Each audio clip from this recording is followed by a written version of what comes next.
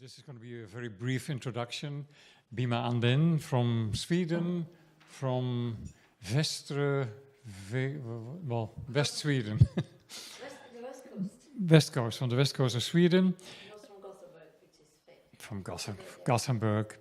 Anyway, she's up north, from Santa Claus country or whatever. Well, Santa Claus country, I said. Oh, Okay. Yeah, I used to say I'm a witch from Sweden. Okay, that's about it. I'll give you the word to Bima. Give her a hand. Thank you. Oh, I'm screaming, am I? No. Okay, I hear. Oh, okay, we learn. Yeah, I'm going. You have seen maybe my introduction. What I'm going to talk about, which is a little different. But I want to say something about my background. I have been involved in many different things in my life. I just told my companion when we were eating, I was created in the forest 1945 by parents where my father was a magician and my mother was a musician. So it's a very special start in life, and I was born in the spring, in April 1946. And I had no brothers and sisters, and I had a very special childhood. We were living in the city in the wintertime, but the whole summer we were in the countryside, and I was very involved in the farmer's way, because I was like their child also. They had only a son. So I learned to know the city life and the really country life already since little girl. But and what I'm going to do here is to talk about energy, the free life energy. And I read the introduction because then I think he got it very well. There exists a free energy for every human being, and thus the whole humanity, that by the modern materialistic scientific age is ignored or lost. The most ancient common name for this energy is Kundalini, even though it also has other names. It was known by ancient cultures where the mystery or source of life was searched for in other ways than today, where the wonder of life was an important issue, not just taken for granted. Today there is a revival of yoga and Eastern philosophies within Western cultures, but to study all old scriptures and studies about Kundalini would take lifetimes. So even though I find it important to really connect to this free energy for humanity to really survive in peace and harmony and universal trust. If we have to be in trust in universe together. I am aware of that it can be very confusing. So I do want to contribute to my utmost for this energy to be known and consciously available to those who really urge for it. In the same way as others want to contribute to free energy in other ways, as for example electricity and healing. There are many ways. So this is my introduction. You have probably read it already, but that reminds me what I'm staying here to do, because it's such a broad issue, and you can talk about it from so many entrances. And I can just tell the first time in my life where my first memory, I will tell that because that has somehow influenced my life. I was 3 years old.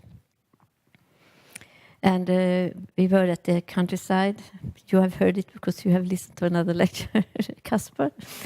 But anyway, we were in the countryside, and I was the only child. I was 3 years old, and I was a little more, 3 years, and it was in July, I think.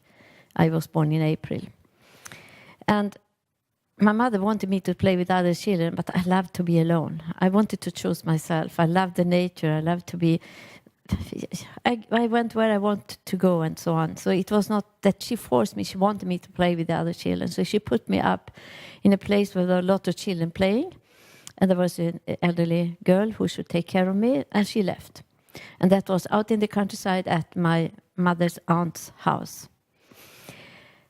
And I was looking, and they were running around screaming and what you call when they fighting, and I had never seen that because my parents I never saw them fighting, and that was not my life. So I was looking, and I just felt I don't belong here. So I turned out and went out in the big field, and just felt, I take that away. I am one with the universe. I felt so included in the trees, in the field, the flowers. And that was how I experienced life very much. So I felt so released to get out of this intensity. And somehow it has followed my life. But it took me many, many years until I grasped what I was in contact with. And I can't tell, because I will not have time to tell all these extraordinary situations that has, what I focused on, that energy, what has happened in my life. And one of the situations that has happened, and I focus on that energy, is that I am here now. I don't think I would have been here otherwise today. And actually, if we look at, I just tell something. I'm not telling what I have studied. I just tell how I experience. Because this Kundalini, at that young age, it has happened many times that I have had experiences that I had no idea that it was. And I also have a former Scientology time in my life, and I had one of my most strong experiences Kundalini during that time, and no one there did understand what it was. So I went even to the highest place in Fort Harrison to get the best auditors, the best trained people in Scientology to try to find out what it was. But no one could find it. I mean, what they said was not what it was really when I came to terms what it was. So it took me 11 years after that. So 1976, I had an extraordinary, and that was tough. You have probably seen something about Kundalini, that it's very dangerous. It can be very, very difficult. 1976, when I had an experience, it was really, really difficult. I wouldn't want anyone to go through what I went through. But thanks to Scientology at that time, I didn't go to a psychiatrist. I didn't take drugs. I went through this. But 11 years later, I came to India, and I found a book about Kundalini, the first book about Kundalini. And I was like, I read that book. I couldn't believe. I couldn't, because I could read about all these situations that I had gone through. And anyway, so later on, during the years, then I studied Kundalini, of course, and I have acknowledged it in myself in a way that many people don't do. And I have helped a lot of people who have been through. We don't know if you've seen people living like that and jumping, and also lots of very difficult things happen in their lives. So I know there are people saying to me, "You saved my life," because I could be present in the process. I learned myself to handle my own process. And then when I understood what it was about, and there I will start now. So that will be my message for you. From me, don't trust it if you don't believe in it. If you think I'm crazy, that's completely okay. If you think there's any value for you, then take it. Or if you want to ask me questions and so on, you can do. But I mean, this is my experience. And I have met a lot of people during my years after that, since I started to go to India, that has been through similar processes. And one of my close friends is a big Kundalini guru in India. He has written about 20 books, and he has a Kundalini Academy. He's almost around 80 years old now, but it's fantastic to meet such people who have experience. And I was in Canada in July to a Kundalini conference, speaking at the Kundalini conference. And I met people who have in 40 years studied this subject. I couldn't believe it, to be where I was completely acknowledged and natural. And my talk about it was just, it was like coming home. So if we start it this way, if you just imagine or follow my thoughts or idea that we see this field around us. There is a room, isn't it?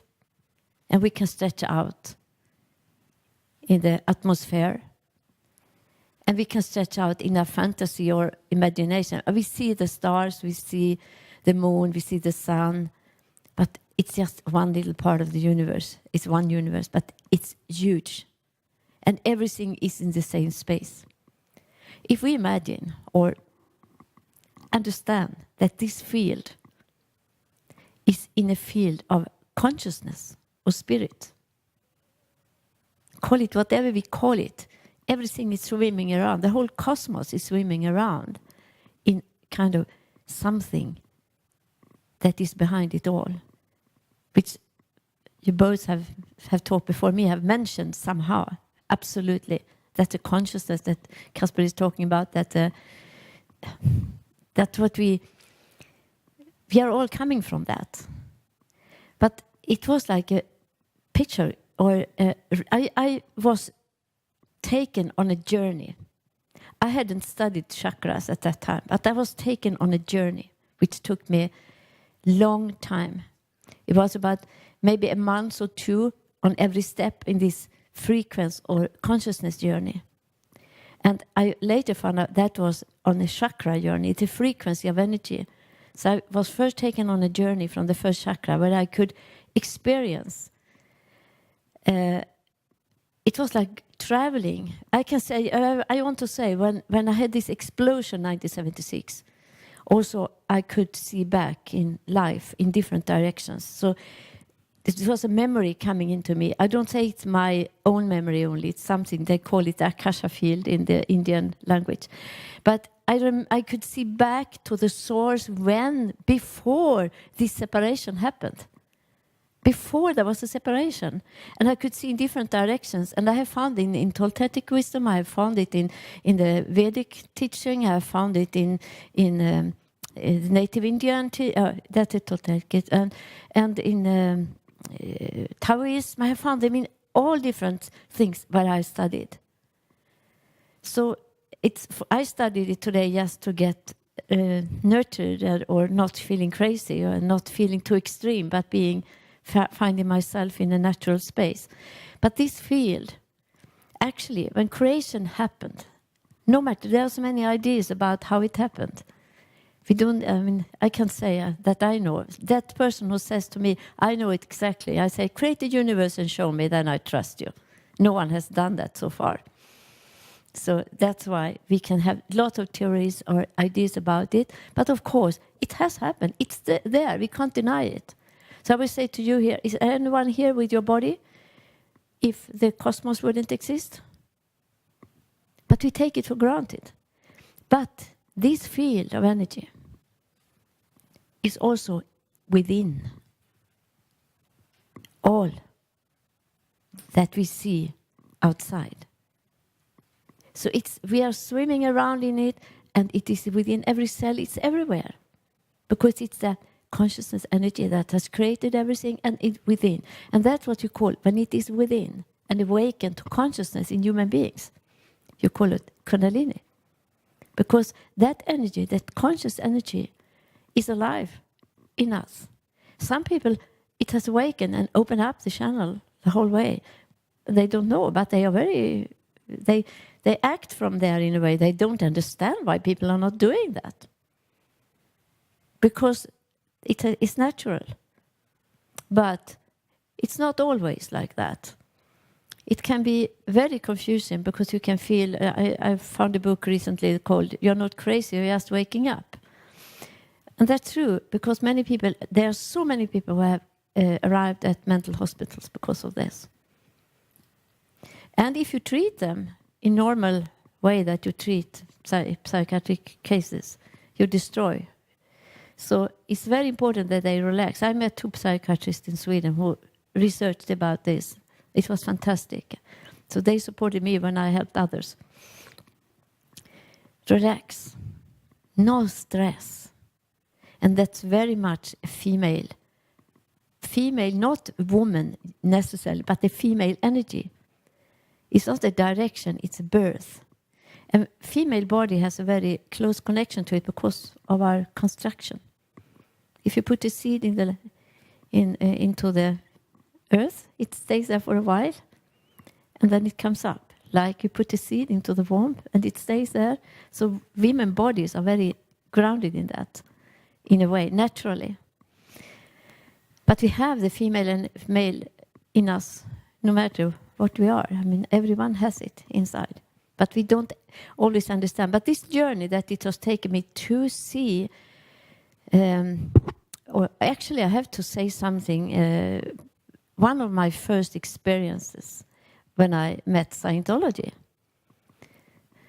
One was when I read the first axiom about the source, the life is basically what life, and I said, my God, this is God. This is what is God basically. And instead of this man in the sky or something like that, I couldn't relate to that when I was a child. This was something more. And also I remember one of my first so-called sessions I had, that somebody said, I don't remember what it was in the beginning anyway. Remember the first time you can remember. You know what I'm talking about, I think. Yeah, of course. And it just came like that. And I was before creation. I was before.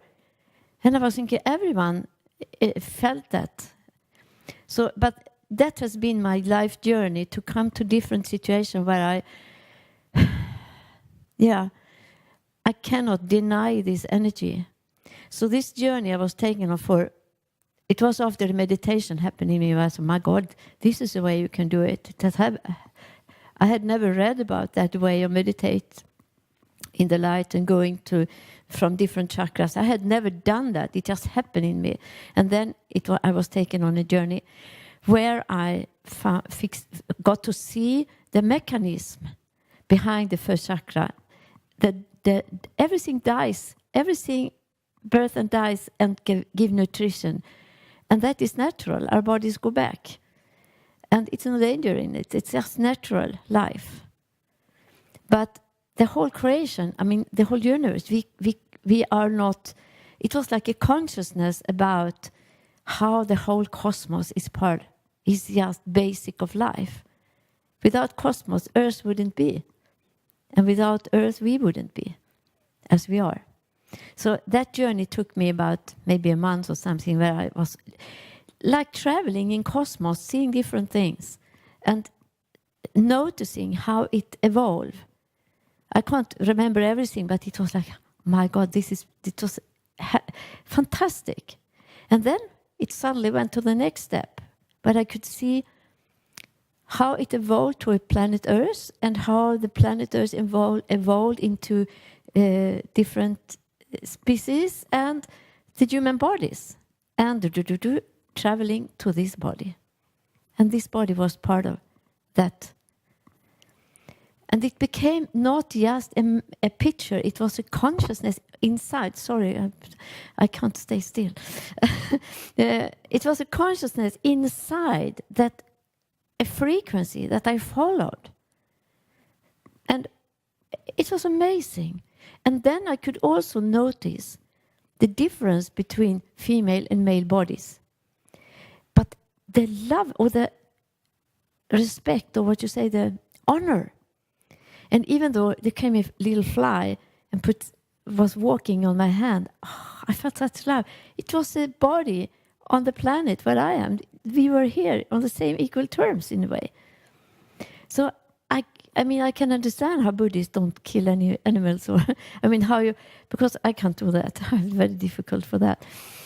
So, but it was such a beauty to see a straw of grass and see the respect. Feel it's an individual, so many individuals that we can connect to all these individuals. But we go around and say, Oh, there is a grass and there is a sky. We take it for granted in a way. I don't say that you do it, but very much life is like that. Instead of being in awe, because it's magic.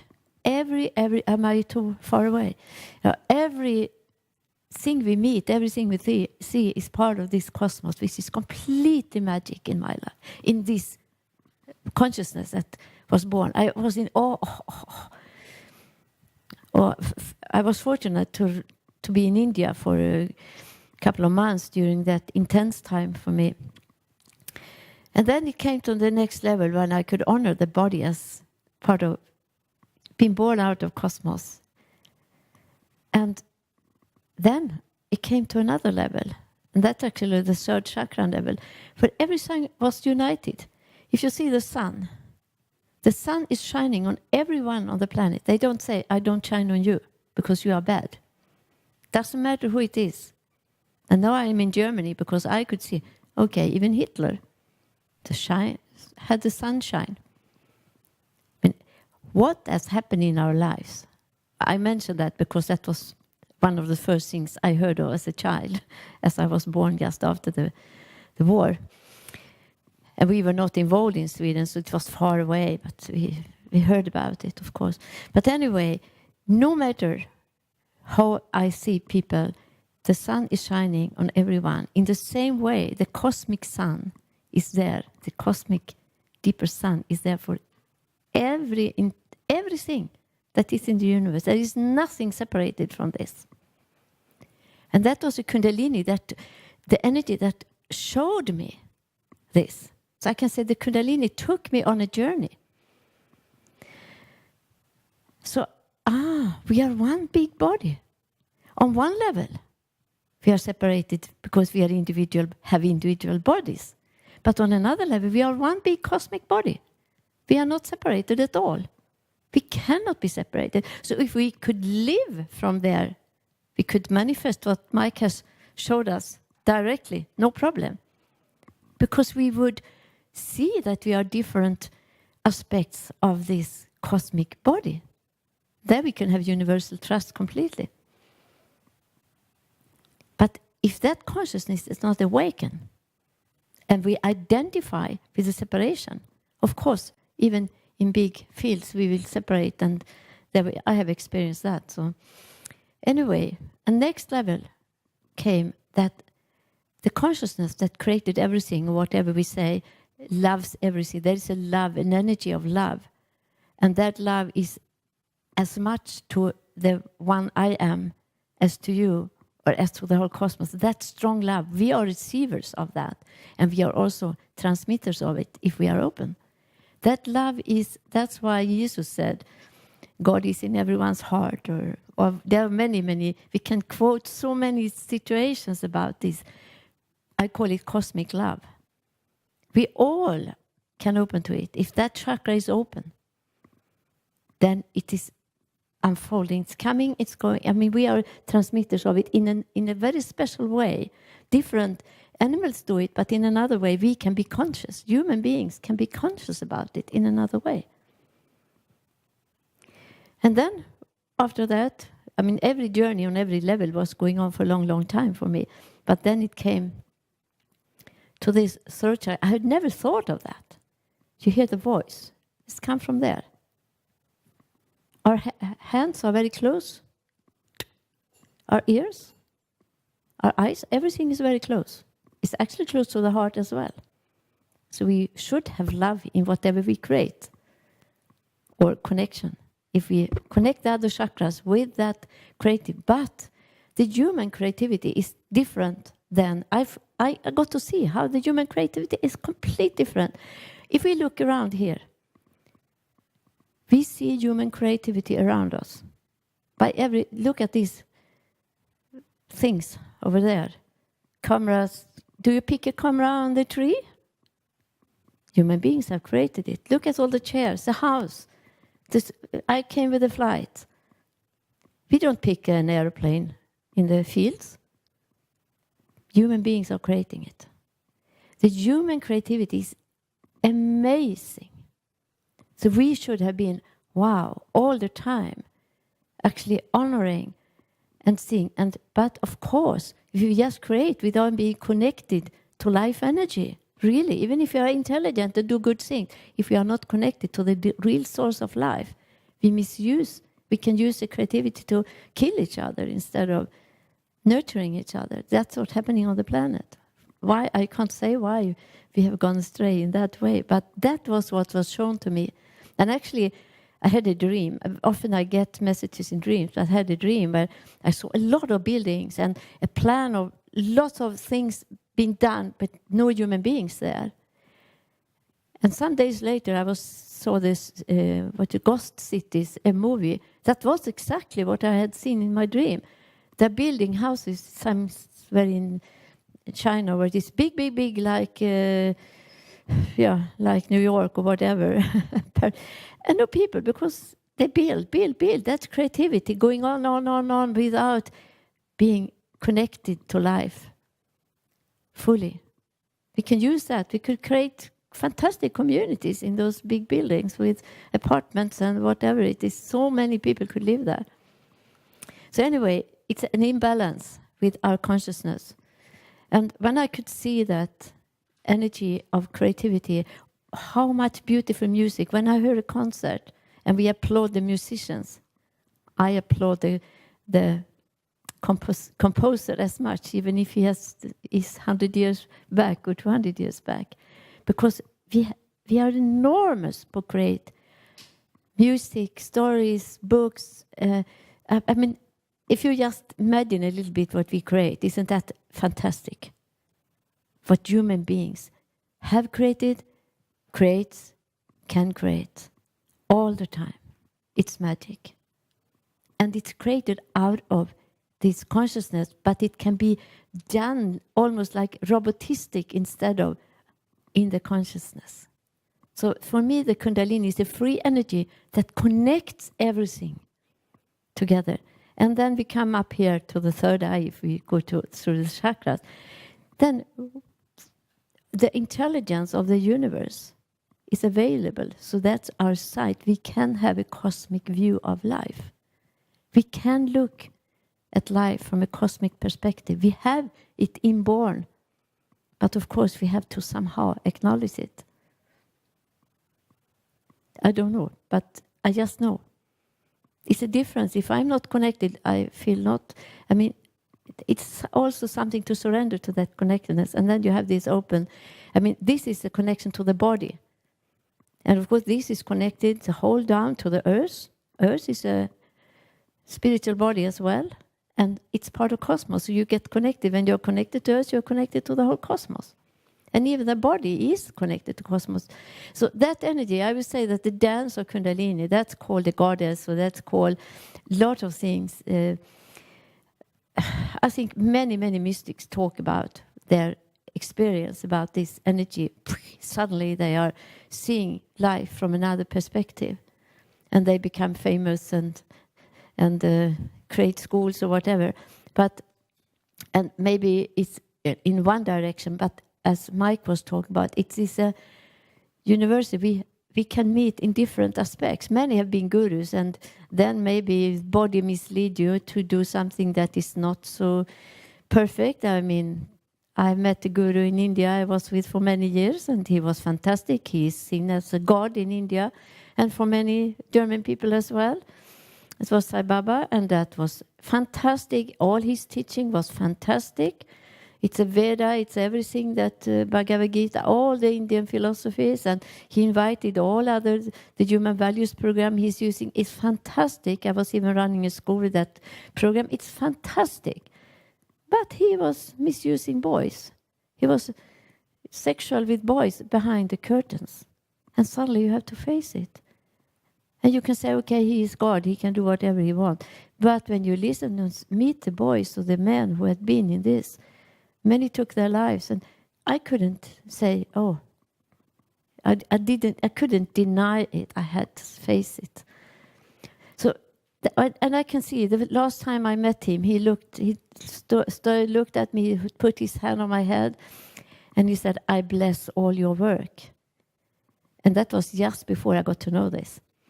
And I was thinking, he might know that I was in this process, that he needed actually to understand his body in another way than he did. And I think that happened to many Catholic priests and whatever. So anyway, I will say that's my message. That's how I look at it. And many say that if the Kundalini is not awakened, that Gopi Krishna studied that, he studied, that's why that consciousness research about Kundalini has started. So about 40 years ago. And somehow it might be right that if that energy is not awakened in us fully,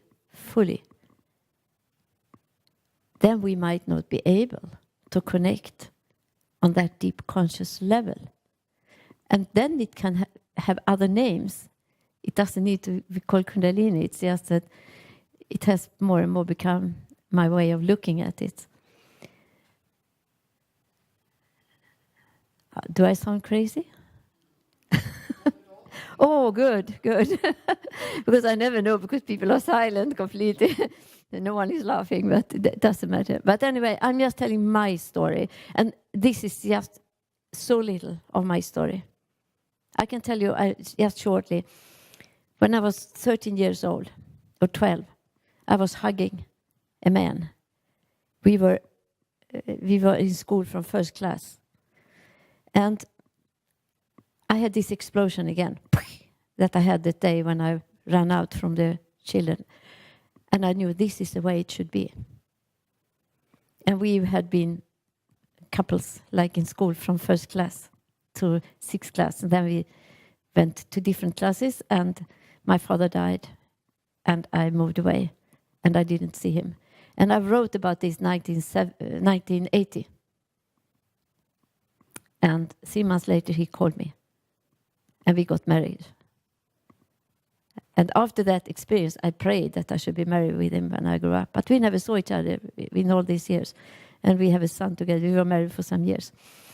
But anyway, so when you use that energy in a way to connect to that energy, it takes us to where we should be, I think. We cannot go wrong in a way. I see some not like that. Good, thank you. So that is my a little bit of that. I think we should know. We should have the opportunity to learn to know about this, and that is my mission for the rest of my life, in a way. And it's called the light. Jesus talks about as a light. It's in the Tibetan. There are so many. I have lots of quotes there, but I don't take them now because it takes too long time. But there are so many quotes about the light. I have written a big thing in English, actually, that if you are interested about the light, connecting to the Kundalini, that you haven't shared it. But I mean, I have written about it, but I haven't published what I have written. Some of it only, but together with others. But for me, I'm happy that I never tried to become a guru. I could have been a Kundalini guru in Sweden, but I'm very happy that I didn't, because it's such a delicate and subtle and difficult subject. It's so easy to mislead. I've seen so many things. Take a so-called enlightened person lying down or putting somebody in, and they lying, trembling like that, you know, and they say, "Oh, look what I can do." And I know, my goodness, you don't know what's happening after with that person, because those are the people I had to take care of afterwards. I've had so many such people coming to me during the years. No, I don't do so much of that anymore. But it was, it's so easy to play and see your power. But you have to connect and know that when we don't meet, after that, how are you cared for in this process? So that's part, but I don't know. My time is out, maybe? No? Okay. Okay, because I wanted to tell a little story that I reminded, because I want to connect also what you have talked here about. Mike was talking about the intention, and I know that you also know about intention in this place. Intention is very, I can tell you, my daughter was 10 years old when she went to a course in Scientology at that time, the communication course.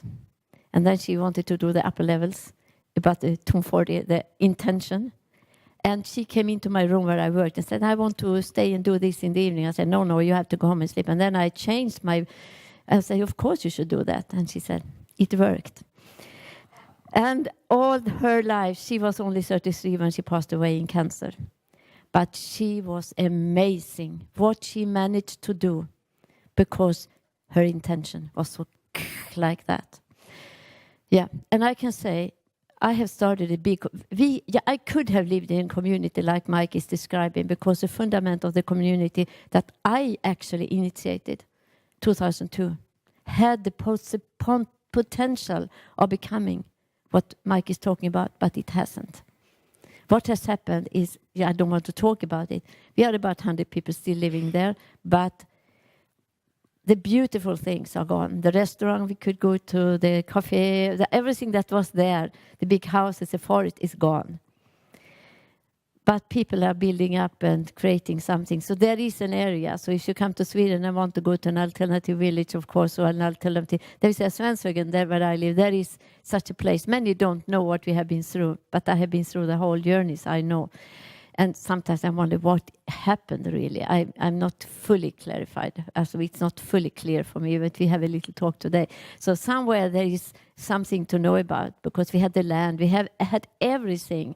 Support from government, we had everything. We had a perfect start. There was no guru. It was just lots of different kind of people who couldn't later get together. Yeah. So anyway, because I had a dream. And I don't talk so much about my past because you can say, oh, she succeeded with that and that and that, because I've been to different situations. That is not something you promote. I had a dream, and I want to tell because I reminded me, because it was a man sitting at the desk looking, and he was looked very much like Mike. Very present, very listening. Not a lot of fun, but like that. And it was a queue, and they asked for you should be honest.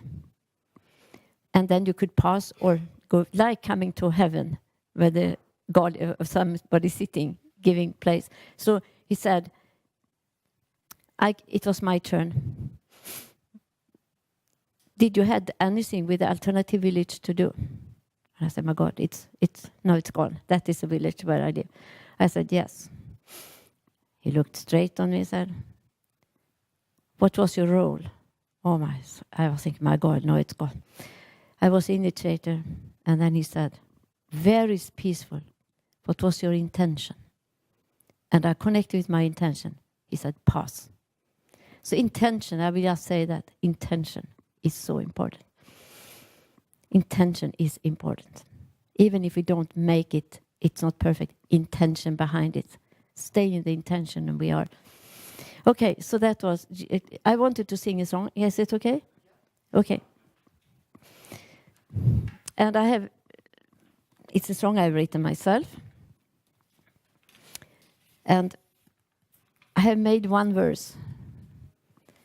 Changed one verse a little bit to fit into here. I hope I can see. No, you don't need to record it. Yeah, I see it now.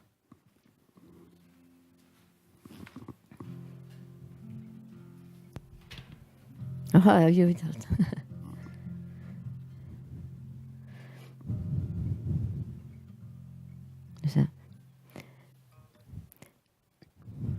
Planet Earth, this holy place, a little spot in the cosmic space.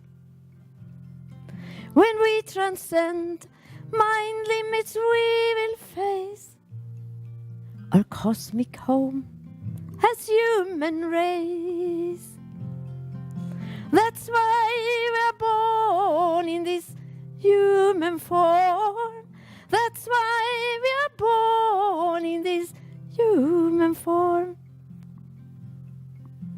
Birds in the sky feed my freedom. sun in heaven feeds my inner light. Ocean horizon feeds my inner peace. Stars in the nighttime feed the wonder of life. Planet Earth, this holy place, a little spot in the cosmic space. When we transcend mind limits, we will face our cosmic role as human race. That's why we are born in this human form. That's why we are born in this human form. Forests and mountains give us solitude. Trees and flowers are nurturing our life. Animals belong to our cosmic adventure. Sunrise and sunset are magic, and so is human birth. Planet Earth, this holy place, a little spot in the cosmic space. When we transcend mind limits, we will face our cosmic heart as human race. That's why we are born in this human form. That's why we are born in this human form. As men and women, we offer a humankind. Children are reminders of innocent love. Intuition and imagination inspire a creative life. Sounds of music unite our hearts. Oh, planet Earth, this holy place, a little spot in the cosmic space. When we transcend mind limits, we will face cosmic love as human race. That's why we are born in this human form. That's why we are born in this human form. Now it's a verse for you.